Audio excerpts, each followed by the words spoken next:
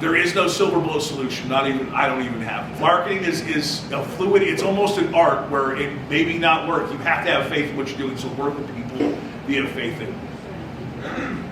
So something I heard from a marketing agency a while ago, and I'm curious if it's still, to all the marketers in the room, if it still applies. People buy people. Is that still kind of the marketing mindset where if I'm posting something, if I'm at an event, they'd rather see the people that are there rather than just my product or just my service? I think if you're a service industry person, like you're selling a service, that's absolutely true. And that goes for us too. Like every digital marketer in this room and myself and anybody who wants to take a 3-hour class on Google that's really boring and confusing can sell search ads. So at that point, like we're all buying it through Google or Bing if you were trying to invest your search market, but I digress right there. Like, so, find the person that you believe in. There are tabletop agencies of a 19-year-old kid who is probably playing Xbox, who is managing digital campaigns that could be amazing. Are you going to trust your 13% of your total income with them? I don't know, man. It's up to you. And that's my value proposition. I have like a search guy. So if you're to the point where like you don't want to mess with it, you're done with trying it yourself, you're done with messing with it, I will talk to you about it. We will do it. They will send you a report. We've got a fancy dashboard with things that go up and down as you succeed and fail in the marketing campaign. It kind of goes on appetite, but I think, yeah, you got to find the people you trust. A lot of these digital tools, broadcast tools too, man, there's 5 companies in this. There's probably 5 Chris's out there with 3 different stations trying to pitch the same thing. Find the person you think you can trust. And if it is with like the mass media, like broadcast or television, find the audience that you want the most too. Follow-up question on that then. What if as a solopreneur, because I didn't always work for Brand, I was a solopreneur.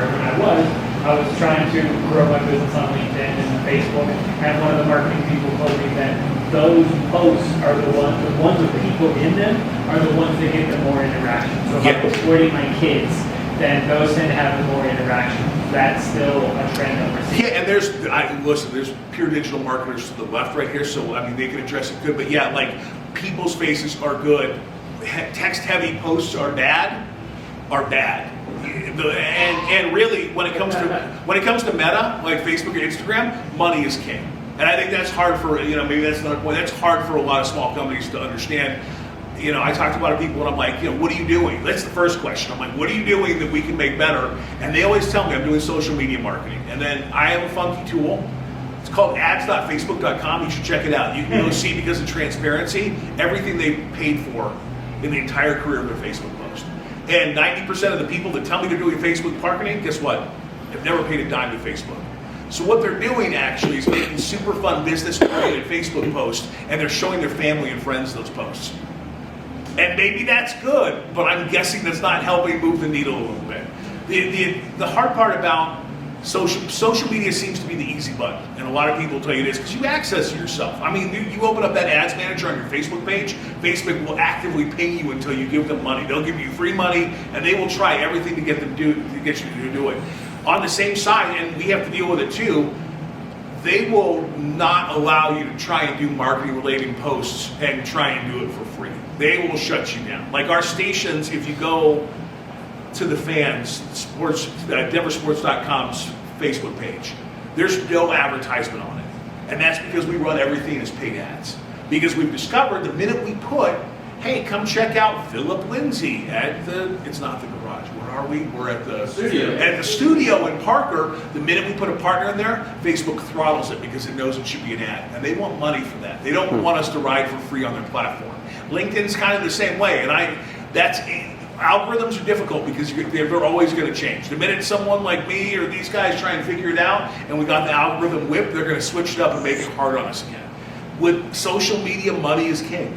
If you put something together and it meets the criteria and you put the money behind it, it will reach who it's supposed to reach. And that's, again, coming back to it, you're paying money, you're paying your effort that you're doing, but you're paying not reaching those customers. Like nothing, unfortunately, these come hang out with Kip, go out to the park, put flyers on there, there's ways to market, but like, it's gonna take an investment of some sort to make it happen. Questions? They cover Evaluation. Okay. How do we effectively, so timeline and evaluation. how long do we give said strategy? And then how do we evaluate said marketing strategy? 90 days unless the person that sold it to you tells you otherwise. That is for digital stuff and for radio stuff. I say we have to start this with radio. I'll speak to radio. We do this and we can modify like what is being heard a little bit, but I want to let this ride for 90 days. And then we're going to sit down and have a conversation. One of the big foils of radio in the past, because of lesser radio reps, it's hard to get attribution from radio. Like you hear them sometimes, tell them X, Y, and Z sent you, but that's not true. Nobody's ever called a business and said, hey, I heard about you on this radio station. Very few people have. It's not a good attainment. The way we measure success with radio is we start tracking their organic traffic to their website the day that we start, and if they had it hooked up correctly the year before, and then we'll take the 3 months where we do the radio and we'll compare it to the previous 3 months and the 3 months the year before. And if it all worked right, they're going to hear about Kip's Magic Not Networking Group on the radio, and they will type that into Google and the organic traffic will lift. And that's one of the barometers we have to kind of show that. But really, if you're doing something like that, you should be doing other things too. I actually just put on my LinkedIn this whole thing that radio, I put a radio because I sell radio, but it matters for TV, not that you should buy TV, really fuels like search engine marketing.